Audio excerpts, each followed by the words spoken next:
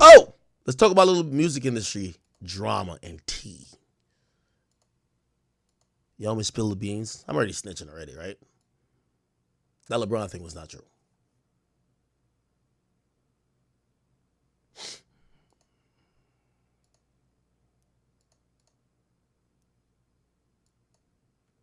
Let me get this. What the fuck? My browser froze. Wait, hold on. Here we go.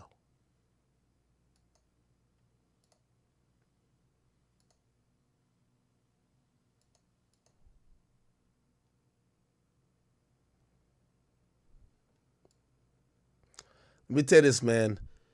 For some of y'all niggas in the game, I know it gotta be tough, man. If y'all niggas want to be single whores like Drake, just break up with y'all wives. Like, bro, just be single. Y'all could be single whores too. It's fine. All y'all could be single whores. You don't gotta be rapping about, yeah, I went to Copenhagen and I fucked this white girl and I feel bad and I'm not gonna tell my girl and I hope she doesn't know that I really like the white girl, but even though Dr. Umar's gonna be mad at me, nigga, just break up and fuck the white hoes, nigga. Fuck. It don't matter. Okay, let me chill. But for real though, like, nigga, man up. Man up, bruh. Anyway. All right. Chat, little music business tea. For real, like, yo, I realized that there's like 4 married niggas who claim they're in relationships, but all they really want to be doing what Drake doing, fucking all the new bad bitches. Bruv, just get rid of y'all girl. Tell them like, yo, listen, man, yo, or be on some young boy shit. Yo, young boy had like 3 babies while he married. Like, what's the problem? Y'all niggas can do it too. Just man up. Like, yo, listen, man, I know, but I learned this from young boy. You feel what I'm saying? Come on. Nigga, I'm the leading scorer all time. Yes, I'm sorry. I'm like young. I'm playing. Let me stop. Let me get out of here with this one. Oh man. Let me get out of here with this one, gang. Get out of here with this one. All right, here we go. Spotify Warner, Live Nation, lead music stocks to new high. Chat, I done told y'all this was going on in the music business. Yo, the music is done for the rest of the year. I was going to say it's a gift and a curse with the Kendrick Lamar and Drake thing. By the way, it did drive music and hip-hop consumption to an all-time high. Or not all-time high, but like it peaked from where it was in the last year. So like Drake and Kendrick going back and forth really got hip-hop music to a peak during that time. Here's what's happening though. That's why I say it's a gift and a curse. So it was a gift then, it's a curse now. Why is it a curse? Other artists during that time wouldn't drop, and then even now subsequently, they're all believing that, you know, there were rollout plans that got canceled, so many shit that happened within hip-hop that people feel like they have to like start up the wheel again, like they almost have to start up the engine. And a lot of them, if you don't know the timeline of the music industry, you have to be like pretty much a really good artist to drop in December, or you have to have like a campaign kind of like already building up, unless you're like one of those guys. I know 21 Savage has dropped like late December before. Obviously, Cardi. I remember A Boogie had dropped at a certain point. But here's the thing. Most artists feel like that they were on the sidelines of the music game while Kendrick and Drake dominated this battle, dominated the whole conversation. So a lot of people aren't ready to go. So a lot of people are almost saying, fuck it, we're just going to come back in 2025. And that's why this year it's like a gift and a curse with this battle. Yes, we hit record consumption while they were going at it, but then they're not going at it anymore. And then the other artists, they're not like they're not in a cycle or a rhythm to drop. Not only that, the record labels are in like they're in turmoil. It's an abysmal situation that's really going on. So let me break down what's going on right here. So Spotify, I know that's a fact because, you know, still got a couple stock over there.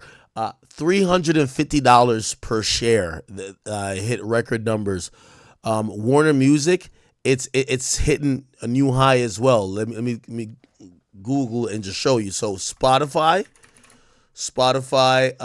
stock price. I just want to show you. Remember, they were saying the music industry is in turmoil. Let's go to a year.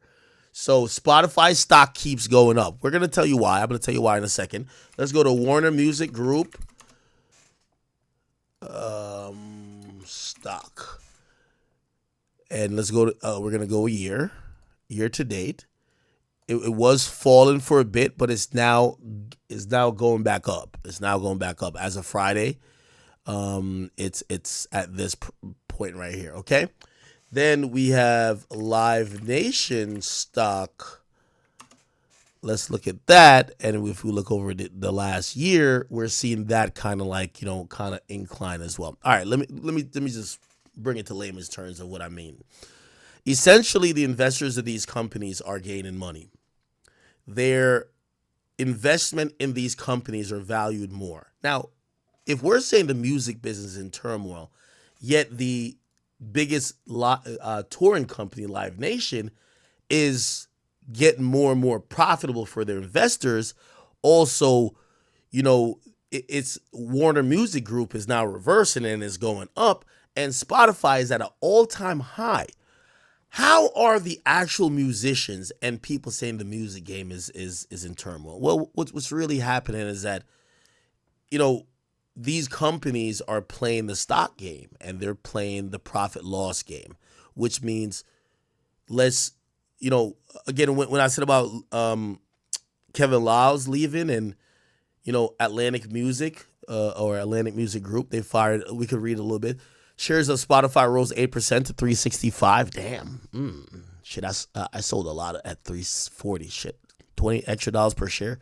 If you don't know, I think I had about 15,000 shares. So if you think about that, $20, 15,000 at 20, that'd be $300,000. So if I just held on, that would be $300,000. My shares would have went up, but I fucking sold anyway because I thought Spotify was going to go back down. Anyway, it's all good. But yeah, cool. Shares of Spotify rose 8% to 365. The Swedish blah blah blah da, da, da. All right, cool. All right, wait, what the fuck? They increased the target price of Spotify to $5.10. Oh my god, I shouldn't have sold. Right now it's at 368, but oh my god. Or no, that was the high for the day. Oh, if Spotify price get to 510, wow, it's crazy.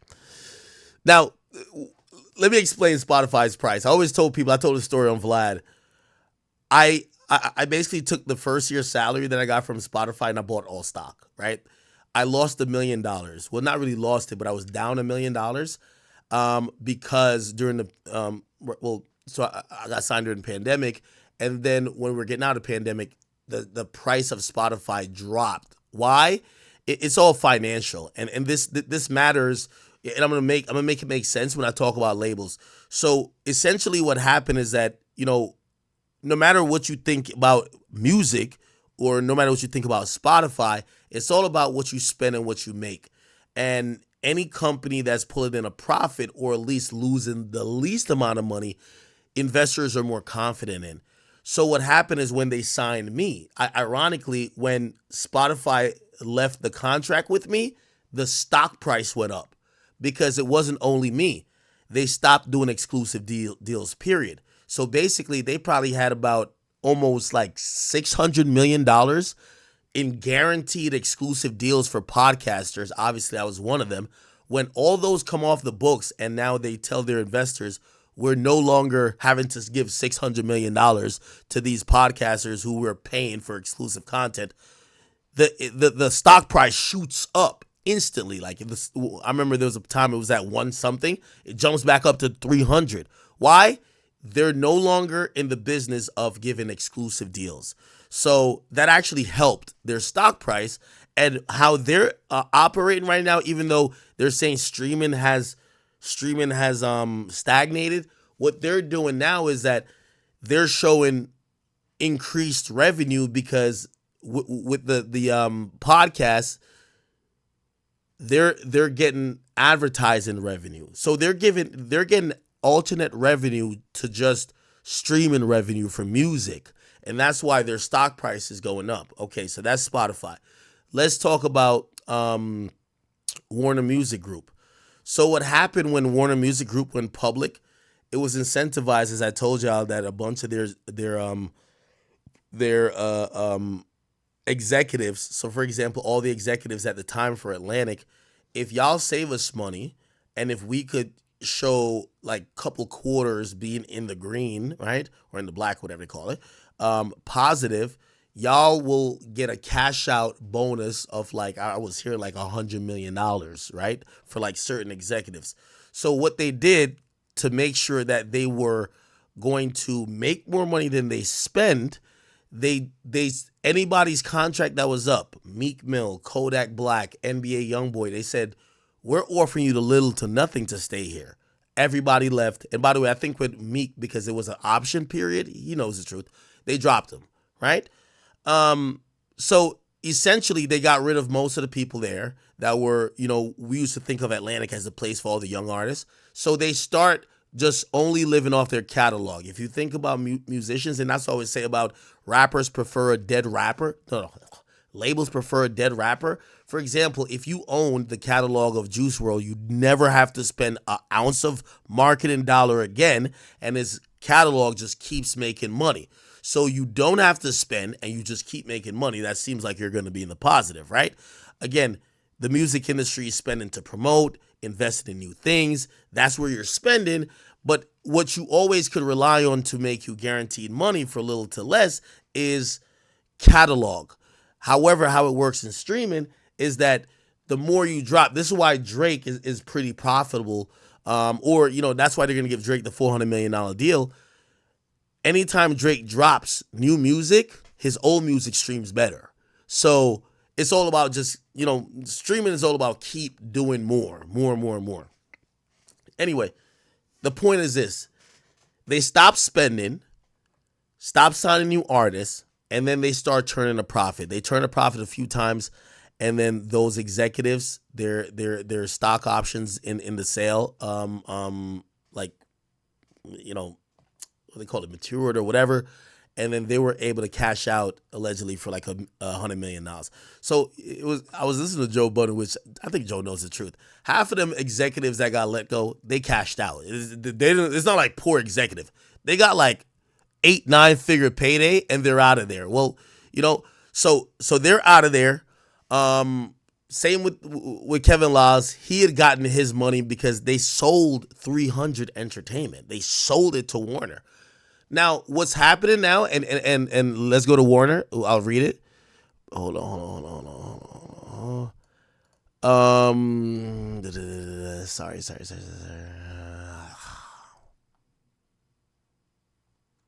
Where is it?